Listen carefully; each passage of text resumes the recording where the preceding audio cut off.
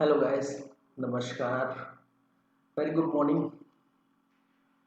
Welcome है, स्वागत है आप सभी का सीजी कॉम्प्यूटर्स के इस यूट्यूब चैनल पर। मैं हूँ वेद और आप देख पा रहे हैं छत्तीसगढ़ कृषि उपज मंडी अधिनियम 1972 की क्लासेस। ठीक है, चलिए। तो आज 13 क्लास है, 13वां क्लास है। आज स्टार्ट करते हैं। देखिए, आज हम देखेंगे एक नया अध्याय। टोटल इस अधिनियम में आप जानते हैं टोटल अध्यायों की संख्या 14 और धाराएं कितनी हैं 82 जिसमें से अध्याय फर्स्ट, सेकंड, अध्याय थर्ड, अध्याय फोर्थ, फोर्थ का अध्याय फिफ्थ और अध्याय सिक्स, ये सभी चीजें हो चुकी है। ठीक है, आज की क्लास में हम बात करेंगे अध्याय नंबर 7 और अध्याय नंबर 8। ठीक है, अध्याय नंबर 7 है मंडी समिति निधि, जिसमें धारा 38 और धारा 39, दो धाराएं हैं 38 और 39। अध्याय 8 में देखने को मिलेगा छत्तीसगढ़ राज्य कृषि विपणन बोर्ड, जिसमें अध्याय नंबर 40 से लेकर अध्याय नंबर 47 तक। तो देख कोशिश करेंगे अध्याय 8 भी कंप्लीट हो जाए। ठीक है, अध्याय 7 तो हो जाएगा, अध्याय 8 भी कंप्लीट हो जाए, ऐसा कोशिश करेंगे। तो चलिए फिर क्लास को स्टार्ट करते हैं। देखिए, अध्याय 7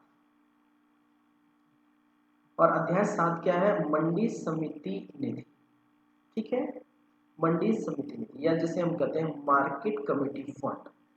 तो क्या है ये मंडी समिति निधि, क्या है ये मार्केट कमेटी फंड, इस पर हम चर्चा करते हैं। तो स्टार्ट होगा धारा नंबर 38। चलिए पढ़ते हैं क्या बोल रहे हैं। मंडी समिति निधि के बारे में बात करेंगे। तो सबसे फर्स्ट क्या लिखा है? मंडी समिति द्वारा, ठीक है, मंडी समिति द्वारा प्राप्त हुए समस्त धन एक निधि में, जो मंडी समिति निधि कहलाएगी, संचय किए जाएंगे और मंडी समिति द्वारा इस अधिनियम के अधीन या उसके प्रयोजनों के लिए अवगत किए गए समस्त व्यय की पूर्ति किए जाने के पश्चात मंडी समिति के पास बचा हुआ कोई भी अधिशेष ऐसी रीति में जैसे कि विहित की जाए, विनिहित किया जाएगा। ठीक है, तो देखिए मंडी समिति निधि क्या है भाई? जितना भी पैसा आएगा मंडी समिति में, तो उसका एक फंड होगा। ठीक है, मंडी होगा, जैसे कि मैं बात कर चुका हूँ। मंडी में मंडी समिति बैठेगी, जिसमें से 10 अलग अलग क्षेत्रों से मंडी समिति के सदस्य आएंगे और मंडी समिति में एक क्या होगा? मंडी समिति फंड होगा। ठीक है, मंडी समिति निधि होगा और जो भी पैसा आएगा, जो भी धनराशि आएगी, उस फंड में क्या किया जाएगा? जमा किया जाएगा और उसका उपयोग विभिन्न तरीके से करेंगे, जैसे कि आपको बाद में पता चल जाए क्या किस प्रकार से प्रयोग किया जाएगा, किस प्रकार से उपयोग किया जाएगा, कहाँ कहाँ इस पैसे का खर्च होगा, किसको किसको मिलेगा ये पैसा, ये सारी बातें होंगी। ठीक है, बस इतना बात समझिए। एक मार्केट कमेटी फंड होगा, मंडी समिति फंड होगा और विभिन्न प्रकार के जो मंडी के अंतर्गत पैसे आएंगे वो इस निधि में जमा की जाएंगे। क्लियर है? चलिए, परंतु समस्त ऐसी धनराशियां जो प्रतिभूति निक्षेप भविष्य निधि के प्रति किए गए अभिदानों के रूप में या किसी अधिसूचित कृषि उपज के संबंध में भुगतान किए जाने या तुलैया हमाल तथा अन्य कृत्यकारी को दे प्रभाव के लिए मंडी समिति द्वारा प्राप्त की गई हो, मंडी समिति निधि में भाग नहीं होगा, किंतु उनका लेखांकन अलग किया जाएगा। ठीक है, देखिए, जहां यदि ऐसी धनराशि जो तुलैया के लिए भुगतान की जाएगी, हमाल के लिए की जाएगी, अन्य कृत्यकारी के लिए की जाएगी, तो मंडी समिति से के लिए मंडी समिति द्वारा नहीं की जाएगी। अलग से उसका जो है हम क्या करेंगे? ठीक है, अलग से उनको दिया जाएगा, ऐसे हमाल ऐसे तुलैया के लिए, और अलग से उनको ऑडिट किया जाएगा, अलग से उनका लेखांकन किया जाएगा, काउंटिंग किया जाएगा। ठीक है, इसके अंतर्गत ये नहीं आएगा, ये बात याद रखें। दूसरा क्या बोलता है? मंडी समिति निधि में प्राप्त समस्त धन और उपधारा 1 के निर्दिष्ट किए गए अन्य धनराशि किसी सरकारी बैंक में, जो बैंकिंग रेगुलेटिंग एक्ट 1949 की धारा 1 की, सॉरी 49 की धारा 11 की एक प्रावधानों का पालन कर रही है अथवा डाकघर में अथवा राज्य शासन द्वारा निर्देशित ऐसे पात्र बैंकों में से किसी में जमा किया जाएगा। ठीक है, देखिए मंडी समिति निधि या ऐसे जो कमेटी फंड है उसका पैसा हम कहाँ जमा कर सकते हैं, या तो बैंकिंग रेगुलेटिंग एक्ट 1949 के अधीन जो कार्यरत बैंक है उसमें जमा कर सकते हैं, या डाकघर में ये पैसे जमा की जा सकती है, या राज्य शासन द्वारा निर्देशित ऐसे पात्र बैंक में क्या किया जा सकते हैं, जमा की जा सकती है। ऐसे फंड को, ऐसे पैसे को बात बात में क्या किया जाएगा, निकाल सकते हैं। जैसे अब जानते हैं नॉर्मल, जैसे गांव में स्व सहायता समूह होते हैं। ठीक है, हम जानते हैं गांव में स्व सहायता समूह होते हैं, महिलाओं का समूह होता है। तो वो क्या, जितने भी पैसे कौड़ी आते हैं, जितने भी पैसा आता है वो स्व सहायता समूह में एक जगह स्थायी रहता है। ठीक है, रखा जाता है।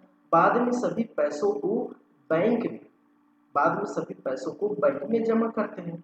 बाद में अगर किसी भी प्रकार की जरूरत होती है किसी महिलाओं को, ठीक है, पारिवारिक रूप से किसी प्रकार की जरूरत होती है तो ब्याज के तौर पर उसको निकालते हैं, ये आप जानते हैं। बस उसी प्रकार यहाँ पर भी क्या किया जाएगा, जितने भी मंडी समिति फंड होगा उस पैसे को, उस निधि को, धनराशि को किसी ऐसे बैंक में जमा करेंगे जो बैंकिंग रेगुलेटरी एक्ट 1949 के तहत काम कर रही है। और जानते हैं लगभग सभी बैंक बैंकिंग रेगुलेटरी एक्ट 1949 की तरह कार्य करती है। ठीक है, आरबीआई के अंदर काम करती है, या डाकघर में जमा कर देंगे, या राज्य शासन द्वारा जो भी निर्दिष्ट किया गया होगा ऐसे बैंक में वो जमा कर देंगे, ऐसे फंड को, ऐसे पैसे को, सिर्फ धनराशि। क्लियर है यहाँ पर?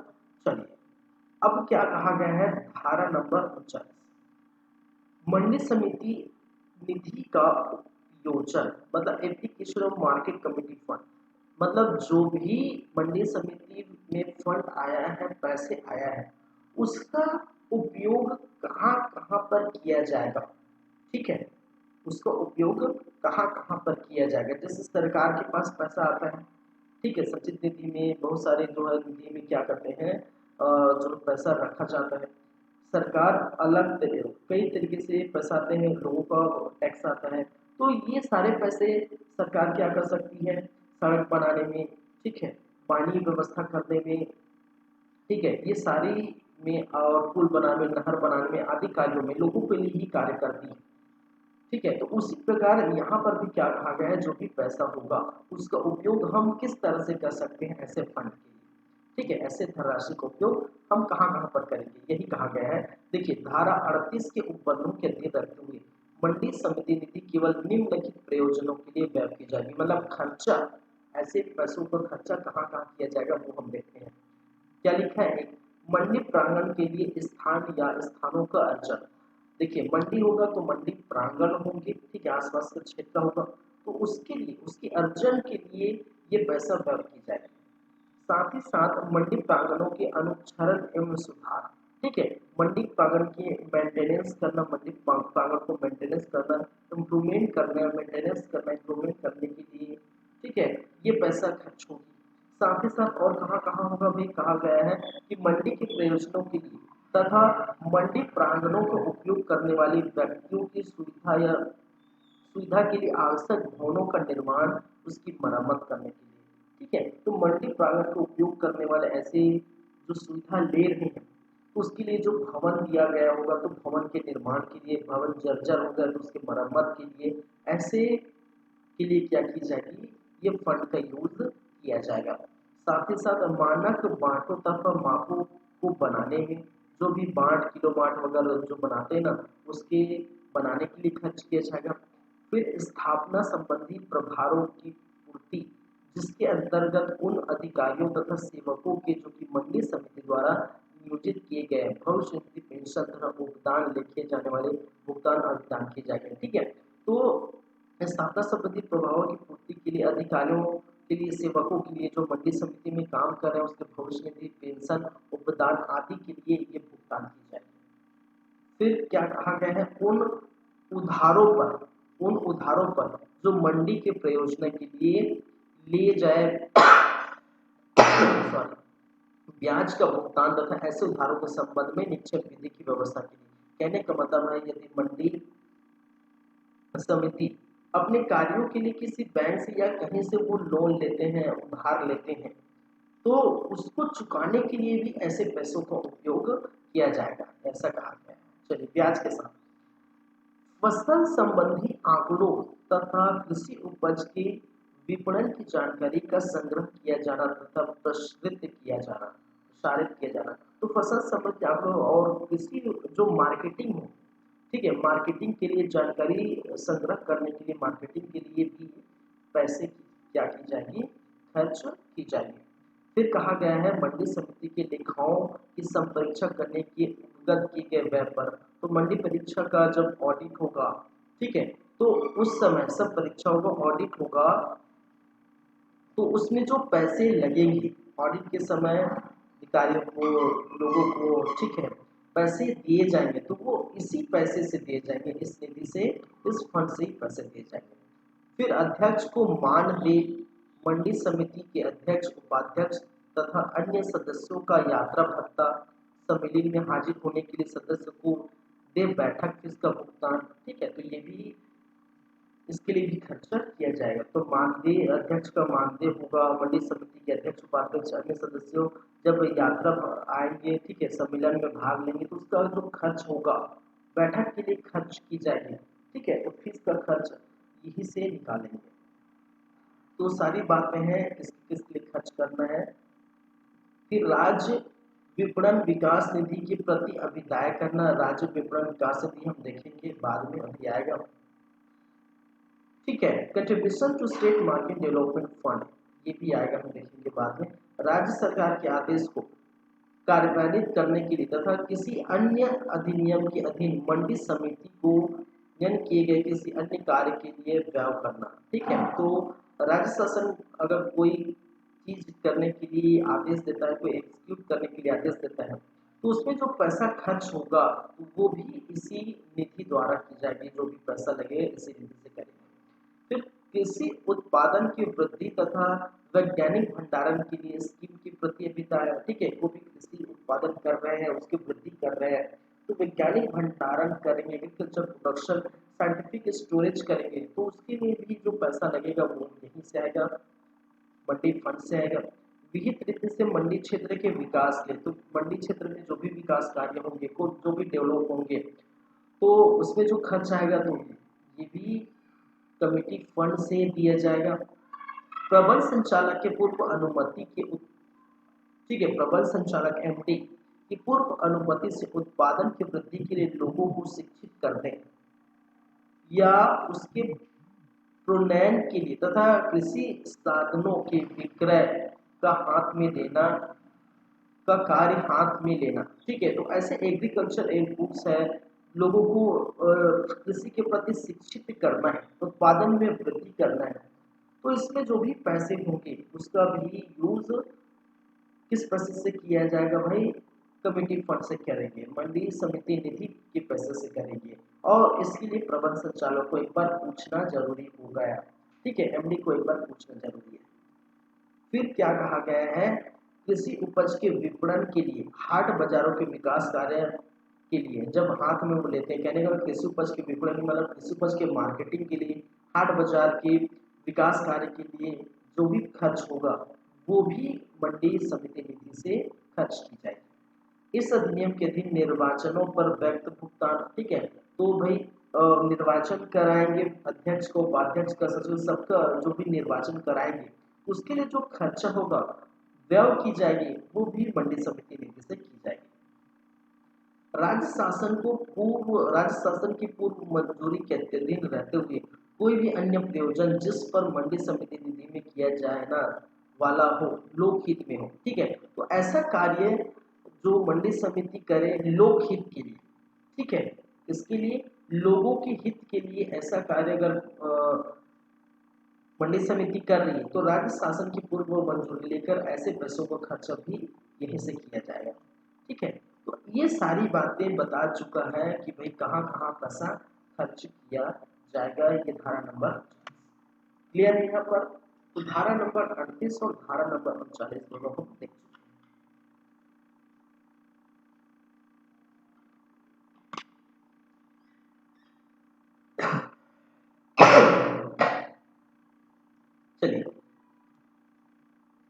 नेक्स्ट हम बातें करेंगे अध्याय 8।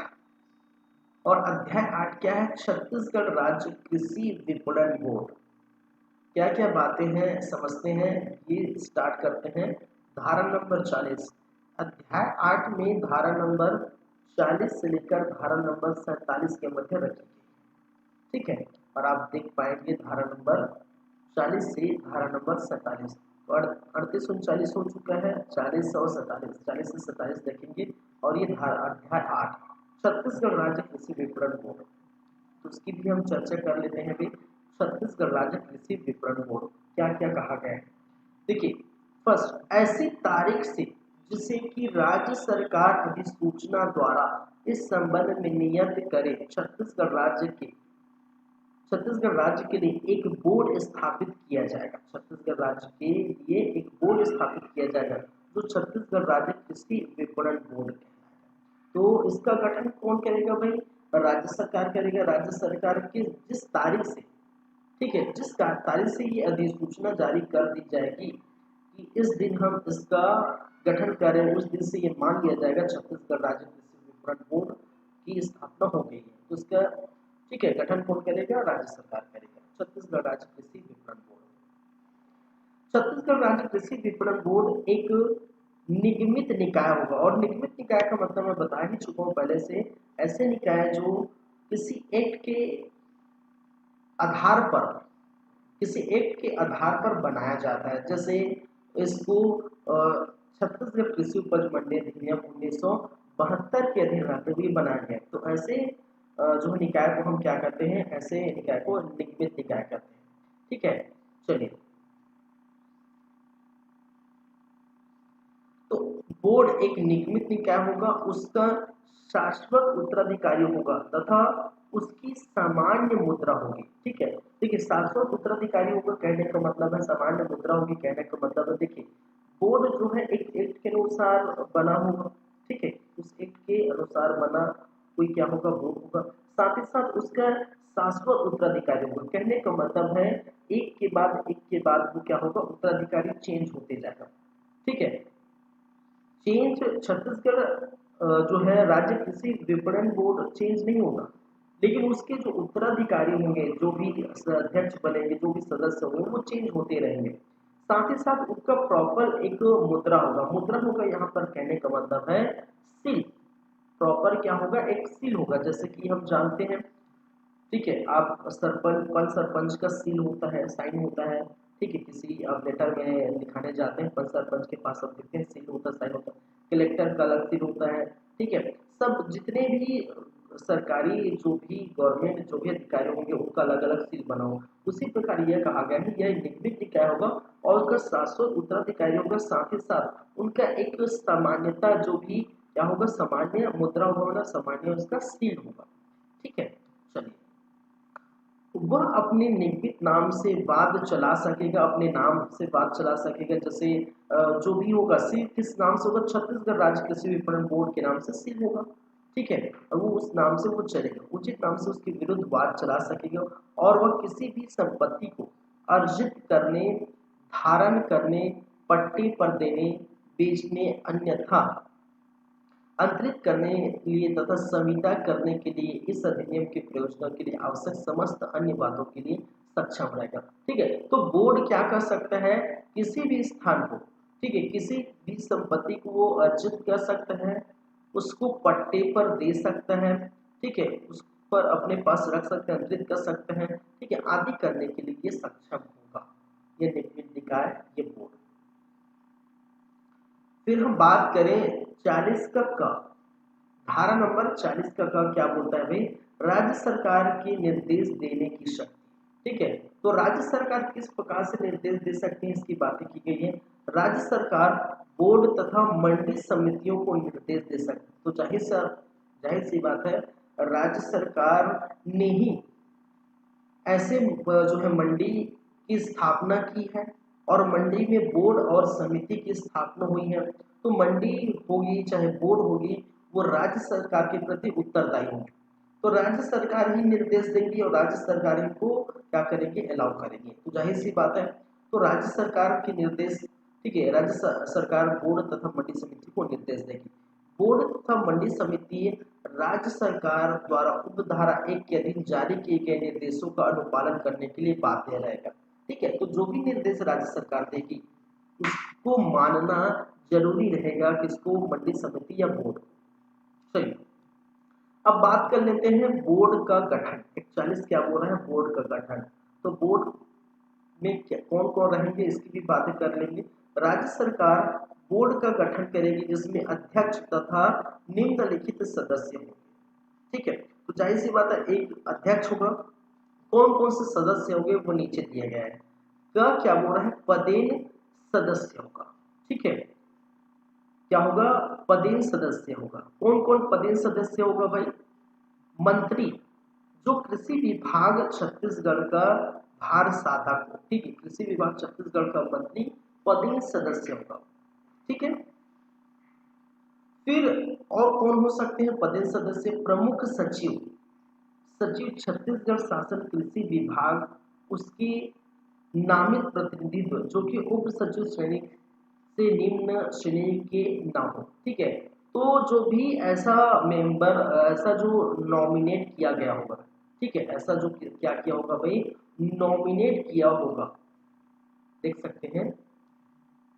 तो प्रमुख सचिव छत्तीसगढ़ शासन कृषि विभाग या उसके द्वारा कोई ऐसा प्रतिनिधि नॉमिनेट किया होगा जो कि उप सचिव श्रेणी से कम का ना हो, ऐसे क्या होगा, बोर्ड का पदेन सदस्य कहलाएंगे। ठीक है, फिर क्या कहा गया है, रजिस्ट्रार सरकारी सोसाइटी छत्तीसगढ़ या उसके नामित प्रतिनिधित्व जो कि संयुक्त संचालक की श्रेणी से निम्न न हो, तो ऐसे भी क्या कहलाएंगे, पदेन सदस्य कहलाएंगे ऐसे बोर्ड का। तो रजिस्ट्रार होगा सरकारी सोसाइटी छत्तीसगढ़ या उसके नामित या फिर उसके नामित या नॉमिनेट किया गया प्रतिनिधित्व।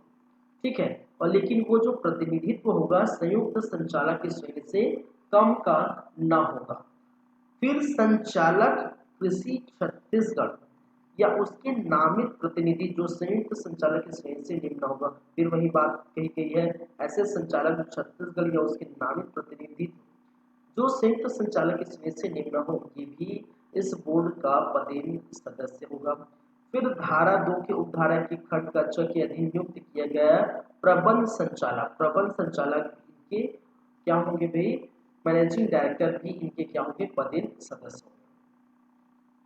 ठीक है, फिर सचिव छत्तीसगढ़ शासन वित्त विभाग या उसके नामित प्रतिनिधित्व जो कि उप सचिव की श्रेणी से निम्न होगा। ठीक है, निम्न ना होगा, तो मतलब सचिव छत्तीसगढ़ शासन वित्त विभाग का सचिव या फिर इनके द्वारा नामित किया गया कोई ऐसा व्यक्ति, लेकिन वो नामित किया गया व्यक्ति क्या होगा, वो अधिकारी उप सचिव श्रेणी से कम का नहीं होगा, वो भी क्या होंगे, पदेन सदस्य होगा ऐसे बोर्ड का। क्लियर है यहाँ पर बातें, ठीक है।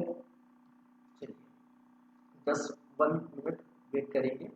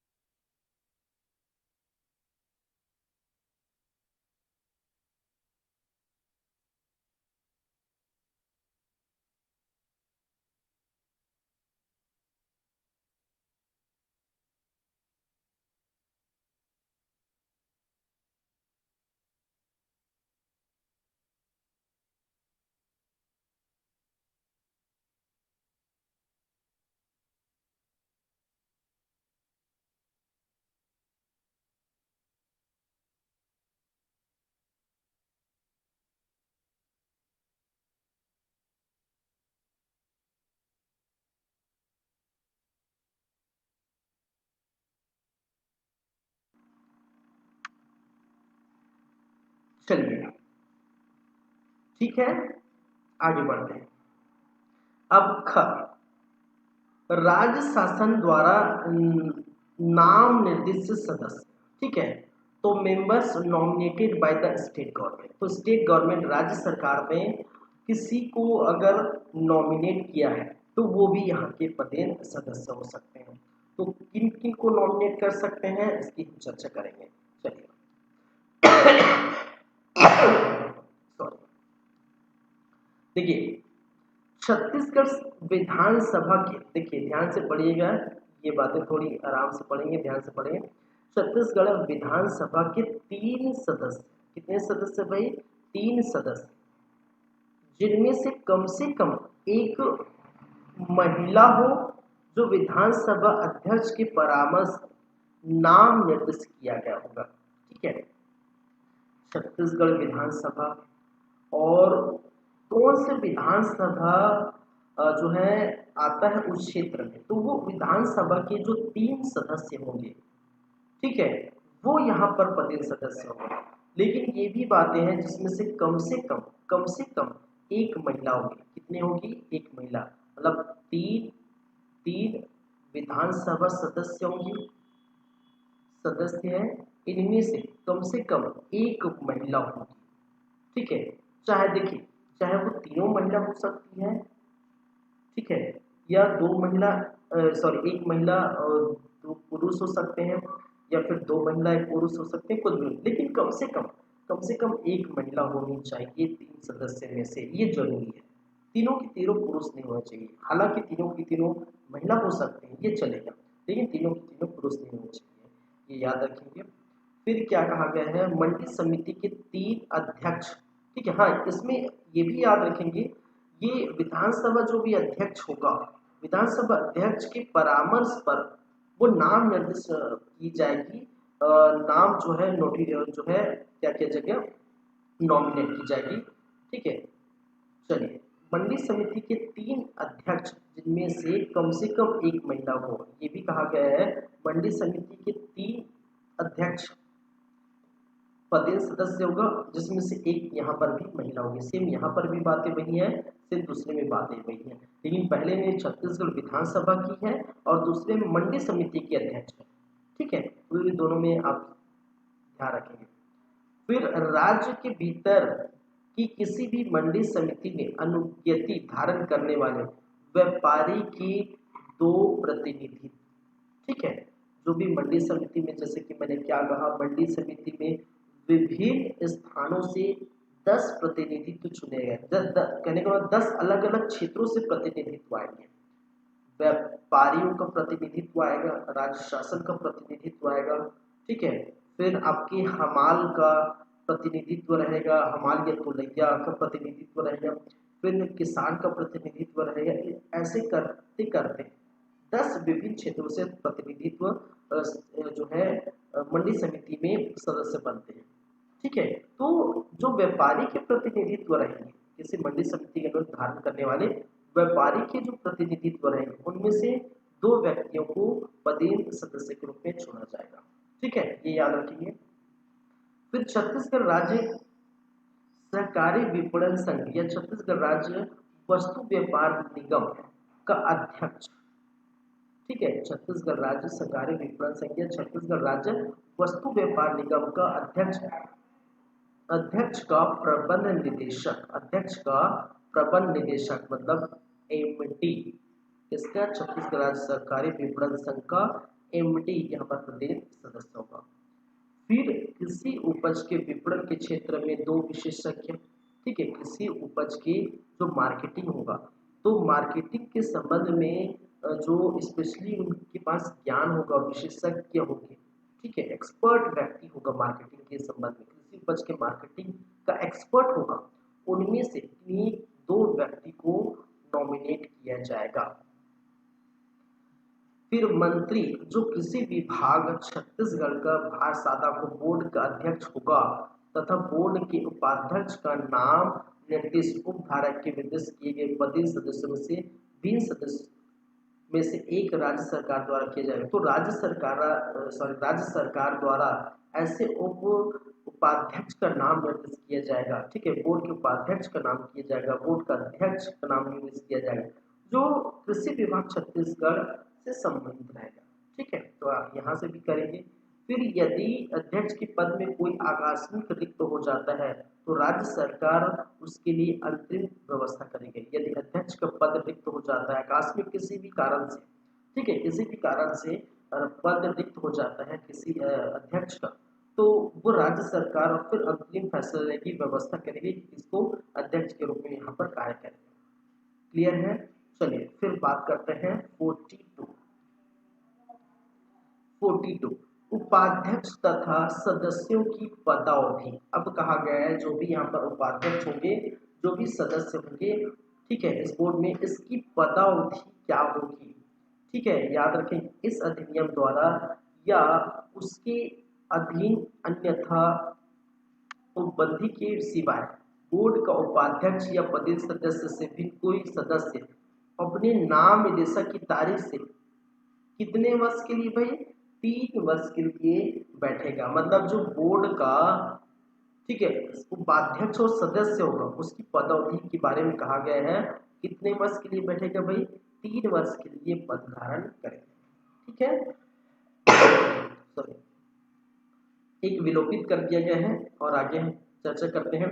बोर्ड के किसी सदस्य की पदावधि जैसे कि वह पद पर न रह जाने इसके लिए आधार पर नाम लिस्ट किया गया वो समाप्त हो जाएगा। ठीक है, तो बोर्ड के किसी सदस्य की पदावधि जैसे कि वह उस पद पर न रह जाने, जैसे कि न रह पाया तो उसके आधार पर नाम लिस्ट किया गया हो, तो ऐसे व्यक्ति का जो है पद ही समाप्त हो जाएगा। ठीक है, नाम निर्देशित जो नॉमिनेटेड है उसकी राज्य सरकार यदि वह उचित समझे बोर्ड के किसी भी सदस्य को उसके पदावधि का अवसान होने के पूर्व हटा सकेगी, किंतु ऐसा करने के पूर्व हटाए जाने के विरुद्ध उसे कारण दर्शाने का युक्त अवसर देगा। ठीक है, तो देखिए, नॉमिनेट यही करेंगे, राज्य सरकार ही करेंगे।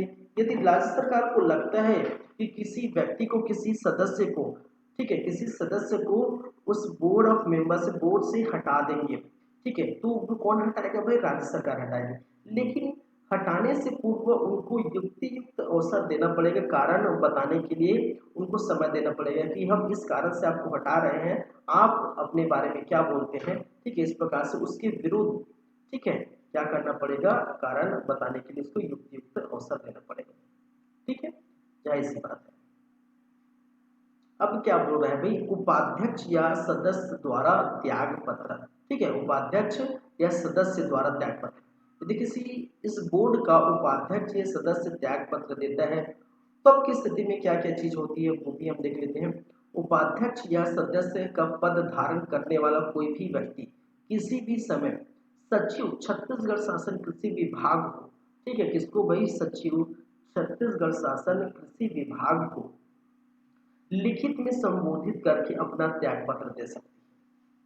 कोई भी उपाध्यक्ष या सदस्य सचिव छत्तीसगढ़ शासन कृषि विभाग को लिखित में लिखकर अपना त्याग पत्र दे सकती है और उसका पद ऐसे त्याग पत्र की तारीख से पूरे 15 दिन के अवसान होने पर उस दशा में रिक्त हो जाएगा जब तक कि उक्त 15 दिन की कालावधि के भीतर अपना त्याग पत्र लिखित में वापस न ले लें। ठीक है, कहा गया है कि मान के चलिए 1 तारीख को उन्होंने, ठीक, कोई उपाध्यक्ष है या कुछ सदस्य है, 1 तारीख को सचिव छत्तीसगढ़ शासन कृषि विभाग को क्या कर दिया, अपना त्याग पत्र दे दिया कि भाई मैं नहीं रह पाऊंगा, मुझे यहाँ नहीं रहना, काम अच्छा नहीं लग रहा, जो भी है, ठीक है, किसी भी कारणवश फैमिली मैटर जो भी हो सकता है, ठीक है, वो क्या कर दिया, दे दिया अपना त्याग पत्र। अब त्याग पत्र देने की 15 दिन के भीतर अगर वो लगता है कि भाई नहीं मैंने गलती कर दिया, मैं इस सदस्य के पद में या उपाध्यक्ष के पद में रहना चाहता हूँ, तो त्याग पत्र वापस भी ले सकता है कि ठीक है मैंने गलती से या गुस्से में या किसी भी कारणवश में मैं त्याग पत्र दे दिया, मैं वापस लेता हूँ, तो 15 दिन के भीतर ले सकता है।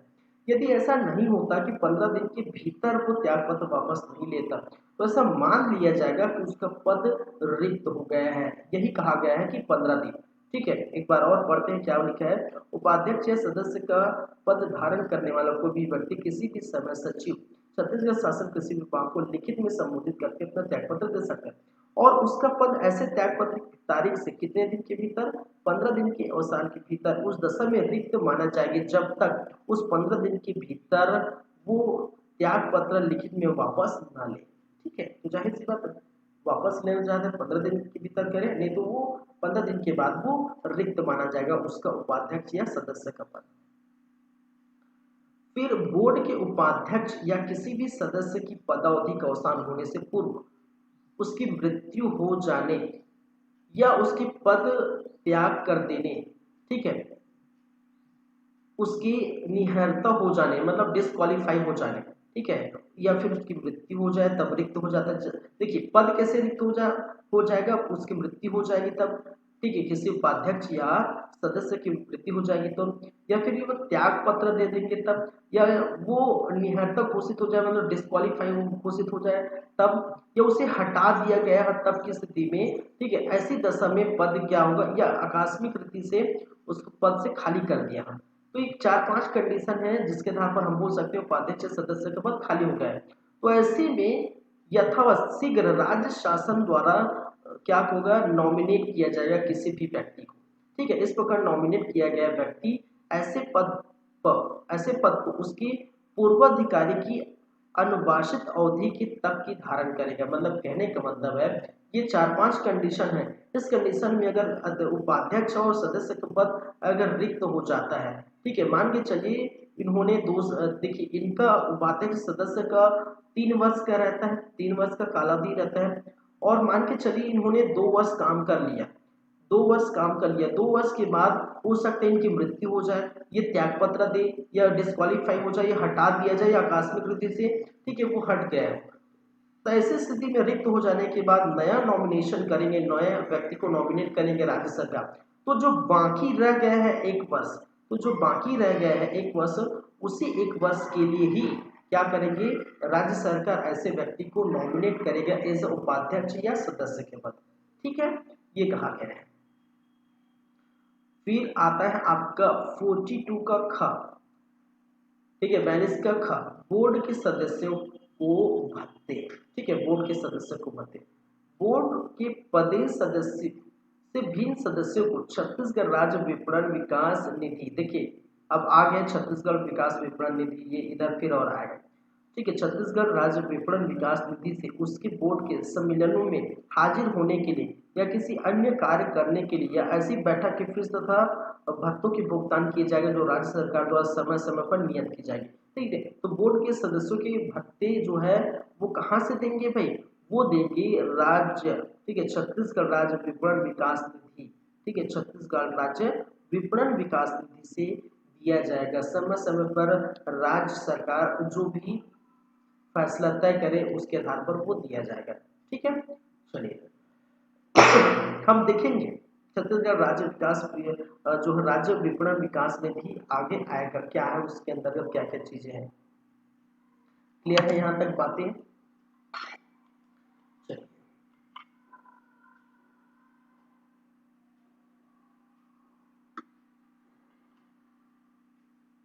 अब आएगा 42 ग, 42 ग क्या बोल रहा है भाई, बोर्ड के सदस्य की निहत्ता, कहने का मतलब है डिस्क्वालिफिकेशन।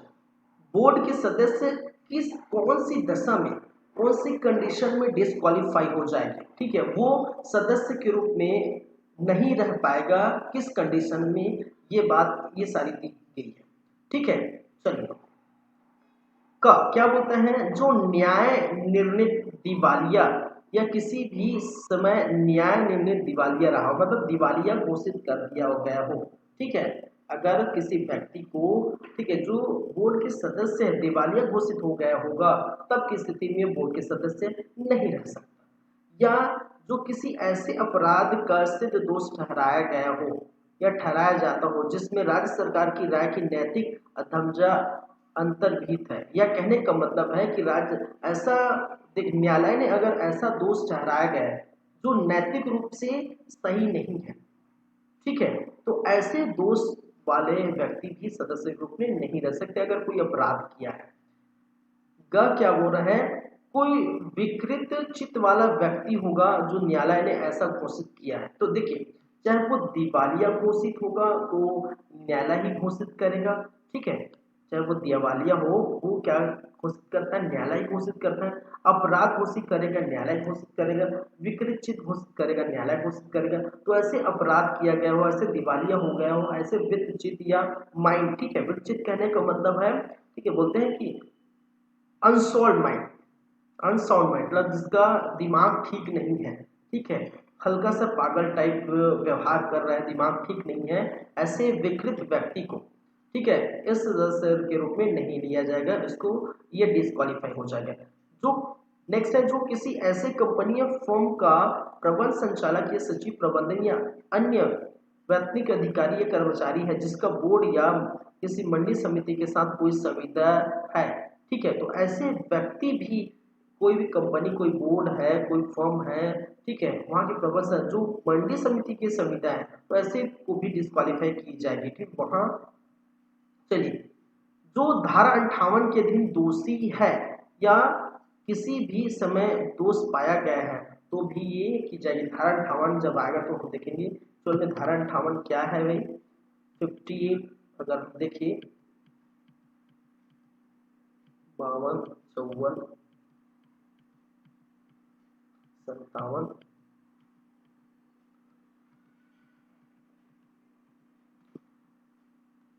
धारा 58 क्या कहा गया है, हानि, दुर्व्यवहार, दुर्व्यय या क्या है, दुरुपयोजन आदि के अध्यक्ष, उपाध्यक्ष, सदस्य या कर्मचारियों का दायित्व, ठीक है। अगर इसमें अगर किसी प्रकार की दायित्व का निर्वहन करने के लिए जो है वो अपने दायित्व का निर्वहन नहीं करते तब की स्थिति का होगा, ठीक है। धारा 58 पूरी हम देखेंगे तब आपको समझ जाएगा। बस अभी इतना याद रखिए, धारा 58 के अधीन यदि वो, ठीक है, दोषी पाया जाता है तब की स्थिति में क्या की जाएगी भाई, तब की स्थिति में वो सदस्य नहीं रहेगा, ठीक है। नेक्स्ट, जिसने सदस्य की हैसियत से अपने पद का राज्य सरकार की राय में इस प्रकार दुरुपयोग किया गया जिस बोर्ड में उसका बना रहना जन साधारण के हितों के लिए उपकायक होगा, ठीक है। कहने का मतलब ऐसे सदस्य जो हैसियत से बस राज्य सरकार, देखिए राज्य सरकार के कार्यों को दुरुपयोग कर रहा है, अपने पोस्ट का, अपने पद का दुरुपयोग कर रहा है, उसको भी क्या किया जाएगा, डिस्क्वालीफाई कर दिया जाएगा, ठीक है। चलिए फिर आते हैं नेक्स्ट 42 का, प्रबंध संचालक तथा बोर्ड के अन्य अधिकारियों और कर्मचारी की नियुक्ति के बारे में कहा गया है, ठीक है। बोर्ड के एक एक करके हम बात कर रहे हैं, अध्यक्ष, उपाध्यक्ष, सदस्य। अब प्रबंध संचालक की नियुक्ति की बातें यही की गई है। प्रबंध संचालक या जिसे हम कहते हैं एमडी, ठीक है, एमडी तथा बोर्ड के अन्य अधिकारी और कर्मचारी की नियुक्ति किस प्रकार से की जाएगी इसकी बातें हैं। बोर्ड का एक प्रबंध संचालक होगा, ठीक है, बोर्ड का एक प्रबंध संचालक होगा, एक एमडी होगा जो राज्य सरकार द्वारा नियुक्त किया जाएगा। क्लियर है, यहाँ पर कोई दिक्कत नहीं होनी चाहिए। एक एमडी होगा, मैनेजिंग डायरेक्टर होगा, जिसकी नियुक्ति कौन करेगा भाई, राज्य सरकार करेगी। दूसरा क्या बोल रहा है, उपधारा के अधीन नियुक्त किया गया प्रबंध संचालक या एमडी बोर्ड के पदेन सचिव के रूप में भी कृत्य करेगा, ठीक है। तो एमडी तो रहेगा ही, मैनेजिंग डायरेक्टर रहेगी, साथ ही साथ ये पदेन सचिव के रूप में भी ये कार्य कर सकते हैं। फिर बोर्ड ऐसे अन्य अधिकारियों तथा कर्मचारी की नियुक्ति कर सकेगा जो कि इस अधिनियम के अधीन उसकी कर्तव्यों तथा कृत्यों के दक्षतापूर्ण नियमन के लिए आवश्यक होगा, ठीक है। तो बोर्ड क्या करेगा, अब बोर्ड बन गया, बोर्ड का अध्यक्ष होगा, उपाध्यक्ष होगा और प्रबंध संचालक होंगे। ये क्या करेंगे, अब बोर्ड क्या करेगा, अब बोर्ड करेगा अन्य कर्मचारी की नियुक्ति करेगा, जैसा जो भी कर्तव्य उनका बनता है, जो भी कृत रहता है, उनको प्रॉपर उनकी दक्षता पूर्वक वो अपने कार्य का निर्वहन करने के लिए ऐसे कर्मचारी अधिकारी की नियुक्ति करेगा, ठीक है। बोर्ड के समस्त अधिकारियों तथा कर्मचारी पर अधीक्षण और नियंत्रण प्रबंध संचालक पर नियंत्रण रहेगा, मतलब जो भी नियंत्रण या कंट्रोल जो भी होगा वो एमडी के अंदर है, ठीक है, एमडी संभालेगा, ठीक है, प्रबंध संचालक के अंदर रहेगा। तो प्रबंध संचालक ही क्या करेगा, ऐसे समस्त अधिकारी कर्मचारी को कंट्रोल करेगा। क्लियर है बातें। अब बात करते हैं 42 गा, उप समितियों की नियुक्ति। उप समिति, समिति भी, उप समिति भी बनेगी। बोर्ड अपने कर्तव्यों तथा कृत्यों में से किसी भी कर्तव्य या कृत्यों के पालन करने के लिए उसके आंशिक किसी विषय पर सलाह देने के लिए उप समिति नियुक्त कर सकेगा, जिसमें अध्यक्ष या उपाध्यक्ष या प्रबंध संचालक को सम्मिलित करते हुए उसके 3 से अधिक सदस्य होंगे। चलिए क्या कह रहा है भाई, ये समिति बनेगी, ठीक है, बोर्ड होगा और बोर्ड के नीचे, ठीक है, उप समिति बनेगी, उप समिति बनेगी और उप समिति में, ठीक है, बोर्ड के भी एक मेंबर होंगे और कुल मिला के 3 सदस्य यहाँ पर 3 से अधिक 3 से अधिक सदस्य यहाँ पर होंगे।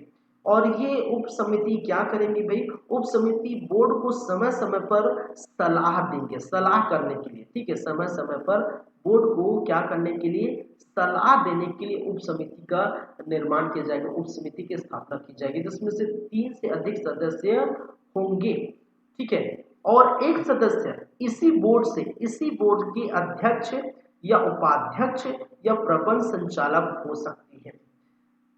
इन पर समितियों में से किसी भी एक समिति को उसकी कर्तव्यों कृत्यों में से कोई भी कर्तव्य कृत्य जो कि आवश्यक समझा प्रत्योजन कर सकेगी, ठीक है। बस इतना याद रखिए, उप समिति की नियुक्ति की जाएगी। उप समिति क्या करेगा, बोर्ड को अब जो है समय समय पर सलाह देगी, ठीक है, जिसमें 3 से अधिक मेंबर हो सकते हैं और बोर्ड के भी एक कोई भी मेंबर यहाँ पर रहेंगे, ये याद रखेंगे। चलिए फिर 43 क्या बोल रहा है भाई, राज्य विपणन विकास निधि। देखिए जिसकी हम बात कर रहे थे, राज्य विपणन विकास निधि, जैसे मंडी समिति निधि थी, उसी प्रकार यहाँ पर आप देखें राज्य विपणन विकास निधि, स्टेट मार्केटिंग डेवलपमेंट फंड। प्रत्येक मंडी समिति बोर्ड को अपनी सकल प्राप्तियों की उसकी पंजीयन फीस तथा मंडी फीस समाविष्ट है 50% से अधिक इतनी प्रतिशत का, जो कि राज्य सरकार अधिसूचना द्वारा समय समय पर घोषित करे, प्रति 3 माह में भुगतान करेगी, प्रति 3 माह में भुगतान करेगी। इस प्रकार भुगतान की गई संग्रह की रकम छत्तीसगढ़ राज्य कृषि विकास निधि कहलाएगा, ठीक है, क्या कहलाएगा, छत्तीसगढ़ राज्य विपणन विकास निधि कहलाएगा। वे समस्त व्यय जो किसी बोर्ड ने अपने द्वारा मंजूर किए गए बजट के अनुसार अवगत किए गए चित निधि में चुकाए जाएंगे, ठीक है, ये भी याद रखेंगे। फिर क्या क्या कहा गया है भाई, बोर्ड के वार्षिक लेखे तथा तुलय पत्र प्रबंध संचालक द्वारा तैयार किए जाएंगे और बोर्ड को किसी भी स्रोत से वैधुत होते हुए भी, ठीक है, उसके द्वारा प्राप्त किए गए समस्त धन तथा, ठीक है, संवितरित संचय के समस्त लेखाओं का दर्ज कराएगा, ठीक है। देखिए ये सारी चीजें बोर्ड के लेखाओं के संपरीक्षा प्रबंध संचालक स्थानीय निधि संपरीक्षा छत्तीसगढ़ द्वारा की जाएगी, ठीक है। बस इतना आप याद रखेंगे, इतना बस याद रखेंगे कि 43 में क्या कहा गया है, राज्य विपणन विकास निधि की बातें की गई है, ज्यादा इंपॉर्टेंट ये नहीं है, ठीक है, तो ये आप याद रख सकते हैं। फिर चलते हैं, देखिए ये भी किस प्रकार से काम करेगी, ठीक है, ये भी अपना पैसा जो भी धनराशि है वो बैंकिंग रेगुलेटिंग एक्ट 1949 की धारा 11(1) के प्रावधानों को पालन करते हुए ऐसे डाकघर या बैंक में जो राज्य शासन द्वारा निर्देशित किया गया है ऐसे बैंक में जमा कराएगी अपने पैसे, ठीक है। तो वो भी वैसी है जैसे जो है बोर्ड है, ठीक है, जैसे मंडी समिति नीति है उसी प्रकार ये भी है। चलिए याद रखेंगे 42 धारा नंबर 44 प्रयोजन जिसके लिए छत्तीसगढ़ राज्य विपणन विकास निधि व्यय की जाएगी, ठीक है। फिर वही बातें कि छत्तीसगढ़ विपणन विकास निधि किस किस पर अपने पैसे खर्चा की जाएगी, तो निम्नलिखित प्रयोजन की उपयोग में लाई जाएगी, अर्थात कौन कौन सी किस प्रकार की खर्चा इस विकास निधि के अंतर्गत की जाएगी, विकास निधि से की जाएगी। तो मंडी सर्वेक्षण तथा गंगवेषणा कृषि उपज या कृषि श्रेणी या मानकीकरण तथा अन्य संबंध विषय पर जो भी खर्चा होगा, ठीक है, तो इसी विकास निधि से की जाएगी। फिर कृषि उपज की क्रय तथा विक्रय की शर्तों के समान सुधार संबंधित विषयों के बारे में प्रचार तथा प्रशासन में विस्तार सेवाएं, ठीक है, उसके लिए जब प्रचार करेंगे, पाम्पलेट छपवाएंगे, हो सकते हैं पेपर में देंगे, कटआउट देंगे, प्रकाशन करेंगे, विस्तार करेंगे, तो उसके लिए जो खर्च आएगा वो भी इस निधि से की जाएगी, ठीक है। चलिए इस विकास निधि से की जाएगी। ऐसे न्यूनतम आधारित संरचना इंफ्रास्ट्रक्चर जैसे कि प्रथम बार स्थापित किए गए मंडी प्रांगण या उप मंडी प्रांगण बोर्ड द्वारा विहित की जाए का सन्निर्माण किया जाता है, कंस्ट्रक्शन किया जाता है। तो उसके लिए जो पैसा खर्च होगा उसी निधि से की जाएगी। स्थापना संबंधित व्यय को पूरा करने के लिए 2 लाख रुपए तक अनुदान भी देगा, तो उसके लिए भी पैसा खर्च की जाएगी। फिर राज्य की वित्तीय रूप से कमजोर मंडी समितियों को उधार या भुगतान करने की सहायता के लिए भी ये पैसा इससे ही खर्च की जाएगी। फिर किसी मंडी समिति को मंडी प्रांगण या उप मंडी प्रांगण के विकास के लिए, सीतागार गोदाम के लिए, भंडारण के लिए, सन्निर्माण, ठीक है, उसके कंस्ट्रक्शन के लिए, चाहे पौधे संरक्षण, ठीक है, उपासकों के निवितरण तथा ऐसे अन्य प्रयोजन के लिए जो वांछित समझे, इसके लिए भी ये क्या की जाएगी, पैसे खर्च की जाएगी। बोर्ड के कर्तव्यों को पालन करने के लिए भवन का निर्माण करेंगे, भूमि का अर्जन करेंगे, ठीक है, भूमि पट्टे पर देंगे, भाड़े पर देंगे, तो उसके लिए भी ये पैसे यहीं से आएंगे। चाहे बोर्ड द्वारा नियोजित किए गए अधिकारियों तथा सेवकों वेतन की छुट्टी, भत्ते, उदार अन्य भत्ते, अग्रिम भविष्य निधि, ये सारी भी पैसे, ठीक है, यहीं से दी जाएगी। पेंशन के लिए, बोर्ड के सदस्यों की यात्रा भत्ते भी इसी पैसे से दी जाएगी। मंडी समिति के अधिक अच्छा नियंत्रक के लिए भी बोर्ड द्वारा उद्गत किए गए किन्हीं विधिक व्ययों की पूर्ति करने के लिए, कृषि उपज के नियमित वितरण में शिक्षण प्रदान करने के लिए, ठीक है, कृषि से संबंधित शिक्षण प्रदान करने के लिए जो भी खर्च आएगा इसी निधि से की जाएगी। कृषकों मंडी समिति के अधिकारियों तथा कर्मचारियों को प्रशिक्षण देने के लिए जो भी खर्च होगा ये भी इसी पैसे से होगा। फिर मंडी प्रांगण के विकास के लिए सन्निर्माण के स्थल रेखांकन, साइड है, ठीक है, प्रांगण तैयार करने, रिपोर्ट तैयार करने, परियोजना बनाने, मास्टर प्लान बनाने के लिए, ऐसे तकनीकों को उपयोग करने के लिए जो भी पैसे आएगी वो भी इसी से खर्च की जाएगी।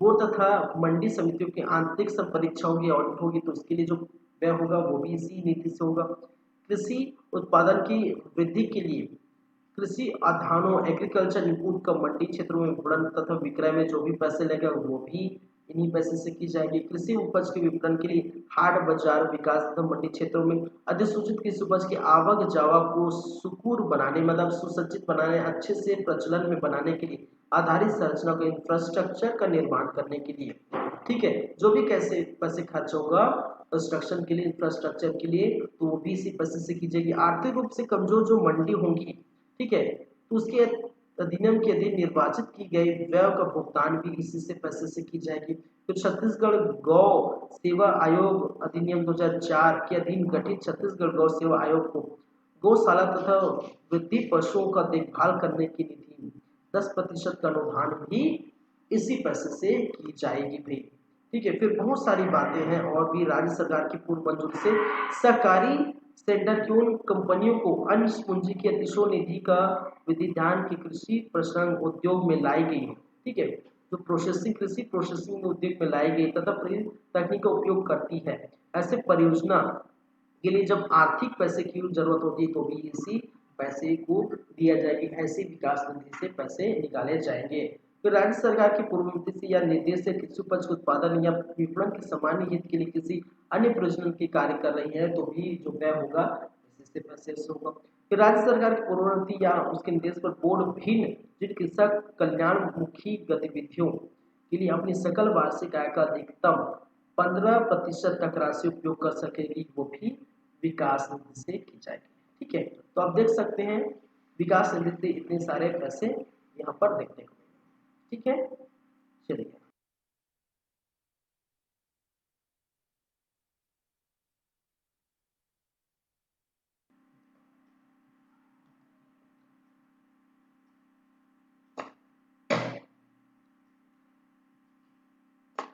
अब देखिए क्या कहा गया है, धारा नंबर 45 उधार लेने की बोर्ड की शक्ति, ठीक है, बोर्ड इस अधिनियम के पदों के कार्यान्वयन करने के लिए राज्य सरकार से धन उधार ले सकेगा या राज्य सरकार के पूर्व अनुमोदन से, ठीक है। तो उधार ले सके भाई, उस बोर्ड को चलाने के लिए, उस समिति को, मंडी को चलाने के जो भी पैसे वो राज्य सरकार से ले सके, किसी अन्य अधिकारी से धन उधार ले सकेगी या उसमें निहित किसी संपत्ति के प्राधिकरण पर उस अधिनियम उसके अधीन बनाए गए नियमों के, ठीक है, भावी आय के किसी भी प्रतिकूल क्या है डिबेंचर जारी करेगा। कहने का मतलब सीधी सी बात है, राज्य सरकार से क्या कर सकेगी, उधार ले जाने की बोर्ड की शक्ति, वो बोर्ड किसी भी समय राज्य सरकार से उधार ले सकती है, बस इतना याद रखेंगे। फिर याद रखेंगे बोर्ड के कर्तव्यों तथा कृत, ठीक है, तो बोर्ड का क्या कर्तव्य होगा, क्या ड्यूटीज होंगे, क्या फंक्शंस होंगे, वो सारे दिए गए हैं, ठीक है। तो इसको भी देख लेते हैं थोड़ा थोड़ा क्या क्या है ड्यूटीज। धारा 44 में किए गए कृत्यों को जिस पर बोर्ड का निधि व्यय की जा सकेगी यथासंभव कार्यान्वित करेगा। राज्य सरकार द्वारा उसे निरस्त किए गए समस्त विषयों पर सलाह देना, ठीक है। फिर इस अधिनियम के तथा उसके अधीन बनाए गए नियमों के अधीन राज्य सरकार की ऐसी शक्तियां जो बोर्ड के प्रत्यक्ष किए जाए प्रयोग करेगा, ठीक है। राज्य सरकार को समय समय पर स्वेच्छा से निम्नलिखित विषयों पर सलाह देगा। अब राज्य सरकार को भी सलाह देगा बोर्ड, ठीक है, स्वेच्छा से समय समय पर राज्य सरकार को क्या कर देगा, सलाह देगा।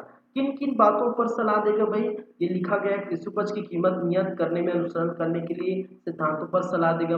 मंडियों पर दक्षता पर प्रबंध करने के लिए, ठीक है, मैनेजमेंट करने के लिए, ठीक है, किए जाने कार्यवाही पर सलाह देगा। वर्दी जिसमें कृषि उपज की आमद भी आंकड़े तथा कृषि उपज के परिणाम में संबंधी आंकड़े संकलित किए जाने वाले बनाए रखने की प्रोत्साहित करने के लिए भी सलाह देगा। इस अधिनियम में 10 के अधीन बनाए गए नियमों में अगर किसी भी प्रकार का संशोधन करना है तो भी पर सलाह देगा। फिर क्या कहा गया है, कोई ऐसा विषय जो इस अधिनियम के उपबद्धों का कार्यान्वित करने के लिए आवश्यक हो उसके लिए भी सलाह देगा। इस अधिनियम तथा उसके अधीन बनाए गए नियम तो उपबद्धों का कार्यान्वित किया जाएगा उसके लिए भी सलाह देगा। कृषि मंडी समितियों का पर्यवेक्षण तथा नियंत्रण, ठीक है, किस प्रकार से करना है उसके लिए भी राज्य सरकार को बोर्ड सलाह दे सकती है, ठीक है। यहाँ पर क्लियर है बातें आपको। फिर है आपका 47 धारा नंबर 47 और ये अध्याय 8 का अंतिम धारा है, ठीक है। बोर्ड के अध्यक्ष तथा उपाध्यक्ष की शक्तियां, ठीक है, बोर्ड के अध्यक्ष तथा उपाध्यक्ष की शक्तियां।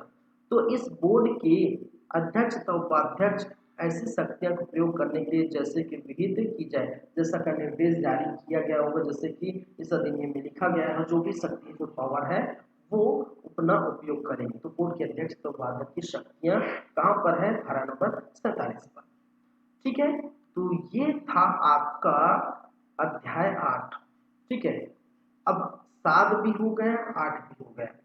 अब जो बात करेंगे वो है क्या है भाई, अध्याय 9। अध्याय 9 क्या लिखा है, शास्ति। शास्ति का मतलब होता है दंड। शास्ति का मतलब होता है भाई दंड। अगर किसी भी प्रकार का आपको दोष पाया गया, दोष सिद्धि होगा तो कितना कारावास होगा और कितना आपको पैसे चुकाने पड़ेंगे, ठीक है, या दोनों होगा, ये सारी बातें हम करेंगे अध्याय 9 में 48 धारा नंबर 48, ठीक है। धारा 6 या धारा 31 को उल्लंघन के लिए शक्ति शास्ति कहा गया है, दंड कहा गया है। क्या क्या है वो सारी बात देखेंगे। उसमें अध्याय 3 में क्या है भाई, 48 भी है, 48 है, 48 के बाद 49 है, अन्य धाराओं के उल्लंघन के लिए शास्ति 49 है, 9वां फिर आपका 50 है मंडी समिति तक बौद्धिक शक्ति का दूरी करने की शक्ति, 50 51 है मंडी सौदे की वसूली, अपराधों का संज्ञान है, अपराधों का प्रसंग समझौता है 53, ठीक है, 53 तक ही है, ठीक है, ये 53 तक ही है, इसमें भी देख सकते हैं आप, ठीक है। अध्याय 9 पढ़ेंगे शास्ति या जिसे हम कहते हैं दंड, धारा 48 से लेकर धारा 53 तक हम देखेंगे। तो ये जो है वो कल की क्लास में, ठीक है, नेक्स्ट क्लास में इसको हम फिनिश करेंगे। तो आज अध्याय 7 और 8 अच्छी तरीके से हो गए। अध्याय 7 में मंडी समिति निधि था जो 38 और 39 था, और अध्याय 8 में छत्तीसगढ़ राज्य कृषि विपणन बोर्ड था और इसमें धारा 40 से 47 था। तो ये सारी बातें हो चुकी है, क्लियर है। चलिए क्लियर है तो बस आज की क्लास, आज सॉरी ये दूसरी क्लास की बातें मैं यहाँ पर कर दिया हूँ, ये है, ये 13वां क्लास है, ठीक है, 13 क्लास। आज क्या है, 13वां क्लास था।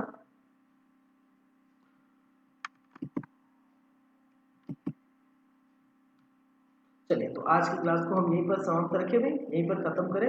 नेक्स्ट क्लास में हम देखेंगे, क्या देखेंगे, अध्याय 9।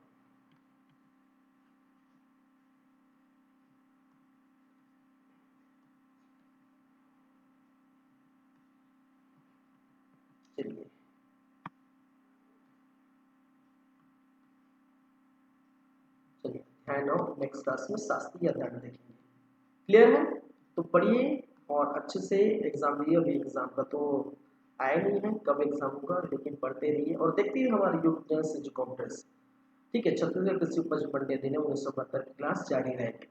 चलिए, thank you guys, thank you, धन्यवाद।